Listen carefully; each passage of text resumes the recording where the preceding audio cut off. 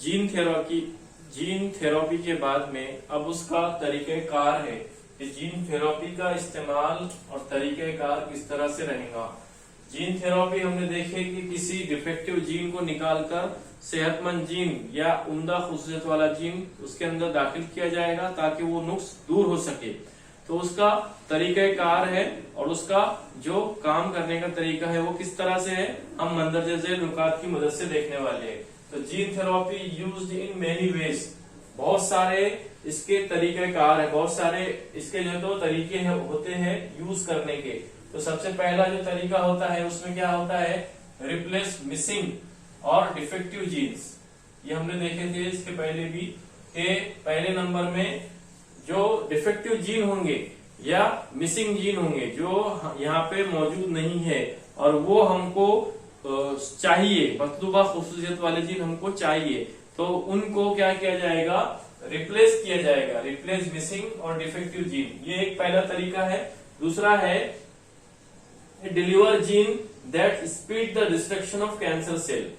जो दाखिल किए हुए सेल है, जो डाले हुए किसी जिस्म के अंदर या सेल के अंदर जो डाले हुए जीन है, वो क्या करेंगे, that speed the destruction of cancer cell.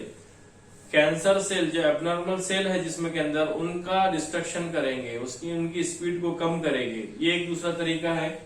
तीसरा है supply gene that is cause cancer to revert back to normal cell.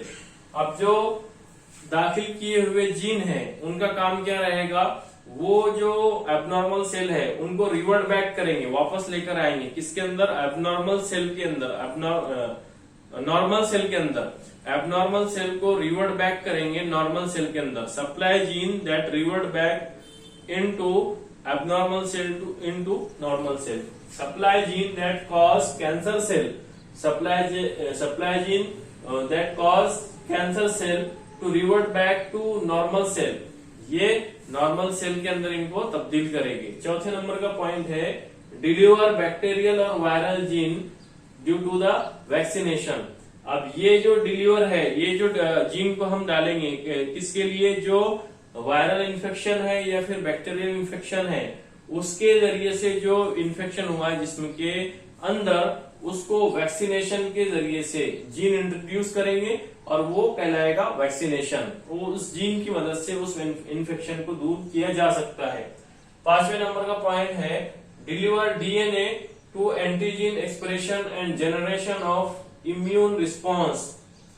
जो जीन है दाखिल करने के लिए वो deliver DNA to antigen expression, antigen का एक्सप्रेशन करेंगे और जनरेट करेंगे, पैदा करेंगे किसको, इम्यून रिस्पॉन्स को, मुदाफियती निजाम को वहां पे डेवलप करेंगे डिलीवर जीन। 6 नंबर का पॉइंट है supply of gene for impairing viral replication. Gene जो हमने सप्लाई किए हैं, इंट्रोड्यूस किए हैं किसी जिस्म के अंदर, किसी खलियात के अंदर, वो क्या करेंगे, वो इंपेयरिंग करेंगे, कट करेंगे किसको, वायरल रेप्लिकेशन। जिस्म के अंदर जो वायरल रेप्लिकेशन, कहीं ज्यादा वायरल इन्फेक्शन हो रहा है जिस्म में, तो उसको इंपेयर करेंगे, उसको कम करेंगे, उसको खत्म करने की कोशिश करेंगे। ये हो गया डिलीवर्ड जीन 6 नंबर का। अब जो 7वें नंबर का जो पॉइंट है वो है it provide that promote growth of new tissue. जो सप्लाई जीन रहेंगे, डिलीवर्ड जीन जो रहेंगे, वो क्या करेंगे, वो that promote the growth of new tissue, नए नसीजों की ग्रोथ, नई नसीजों या नई बाफ्तों की ग्रोथ का जो तो यहाँ पे काम किया जाएगा। 8वें नंबर का पॉइंट है it delivered gene that is stimulate healing of damage tissue. जो टिश्यू किसी वजह से डैमेज हो गई है जिस्म के अंदर, उनको हीलिंग करने का, उनको ठीक करने का काम ये जो है तो डिलीवर जीन का रहेगा। तो यहाँ पे जीन थेरेपी की मदद से जो है तो टिश्यूज को ग्रोथ करने का, उनको हीलिंग करने का, ठीक करने का काम ये पॉसिबल होता है। अब यहाँ पे जितना भी ये पॉइंट देखे हमने 8 पॉइंट, ये 8 पॉइंट की मदद से जीन थेरेपी का इस्तेमाल अलग अलग मकसद के लिए, अलग अलग मकासद के लिए किया जाता है। अब यहाँ पर जो फॉर्म्स ऑफ जीन थेरेपी है, जो 2 जीन थेरेपी हमने पढ़े, जीन थेरेपी को किस तरह से और कैसे ये इम्प्लीमेंट और इस्तेमाल करते हैं उसको हमको देखना है। तो दो तरह से जीन थेरेपी का इस्तेमाल किया जाता है। उसमें नंबर है germ line gene therapy. Germ line gene therapy मतलब जो किसी जुनैनी सेल है या फिर जो जीन एम्ब्रियो है या फिर एग है या फिर मुख्तलिफ किस्म के जो स्पर्म है, इनके अंदर किसी तरह की जीन के अंदर तब्दीली करना, ये कहलाएगा जर्म लाइन जीन थेरेपी। उसमें से जो जर्म सेल है हमारे पास वो है स्पर्म, एग्स, अर्ली एम्ब्रियोज, 3 तरह के। तो it is not encouraging for application, इसको हम एनकरेज नहीं करते क्योंकि ये इथिकल रीजन के खिलाफ में है, इथिक्स के खिलाफ में है ना, जो है तो नेचर के खिलाफ में है, कुदरत के खिलाफ में है। तो जर्म लाइन जीन थेरेपी से मुराद यहाँ पे ये है कि पर्सन या फिर किसी जानदार के जर्म लाइन के अंदर तब्दीली करना, जैसे मिसाल के तौर पर उनके एग्स है या एम्ब्रियो है या फिर स्पर्म है, उनके अंदर जीन का अल्टरनेशन करना, ये कहलाएगा जर्म लाइन जीन थेरेपी। लेकिन यहाँ पे ये जीन थेरेपी को प्रमोट नहीं किया जाता है क्योंकि ये इथिकल रीजन के खिलाफ है।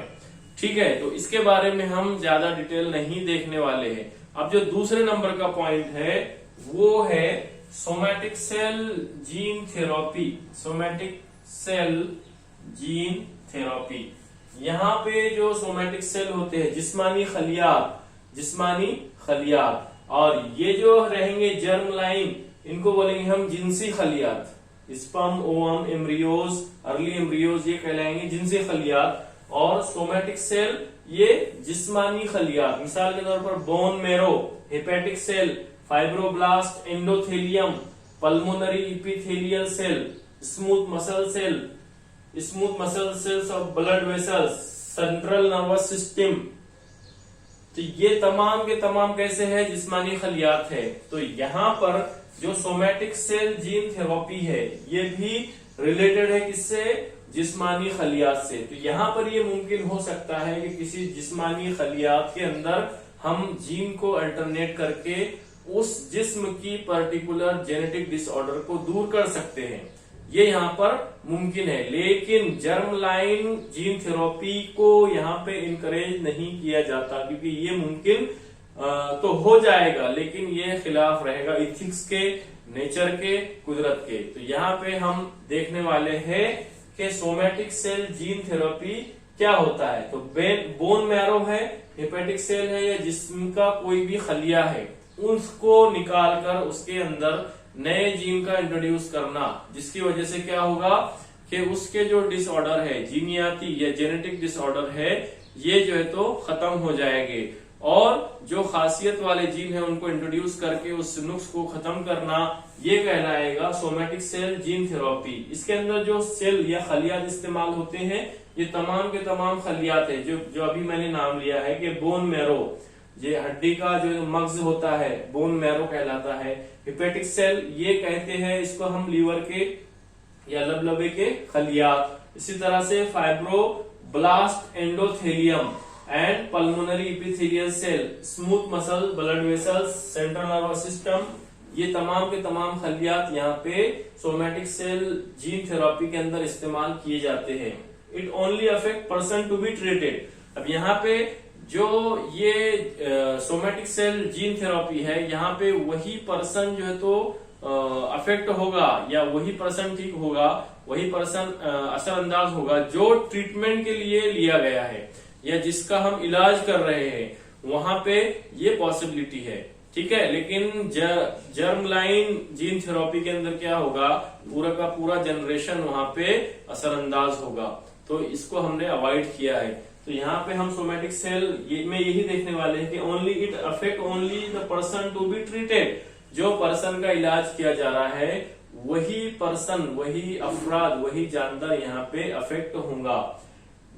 एग्जाम्पल है इसकी, जैसे कैंसर है, रियूमेटॉइड एरिथ्राइटिस है एंड ब्लड डिसऑर्डर जैसे सिकल सेल एनीमिया है, थैलेसेमिया है, हीमोफीलिया है, और मुख्तलिफ जो जीनियाती डिसऑर्डर, जैसे हमने इसके पहले देखे कि अल्बिनिज्म है और अल्कप्टोनूरिया है, तो ये तमाम के तमाम क्या है, ब्लड डिसऑर्डर है। ब्लड डिसऑर्डर का इलाज भी ये सोमैटिक सेल जीन थेरेपी की मदद से किया जाना मुमकिन है।